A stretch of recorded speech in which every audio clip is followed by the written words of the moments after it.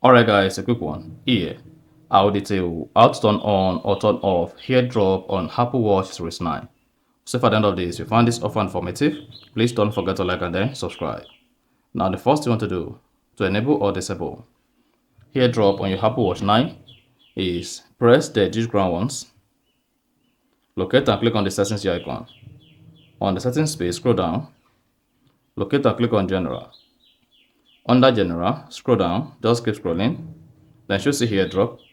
Now go ahead and click on AirDrop. Once you selected AirDrop, you should say start sharing by bringing devices together. Exchange contact information and Apple Card by holding your Apple Watch close to another iPhone or Apple Watch. Then to turn on the AirDrop, toggle this on. Now to turn off AirDrop, toggle this off.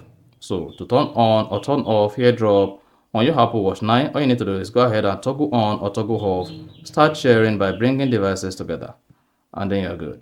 So if you found this offer informative, please don't forget to like and then subscribe.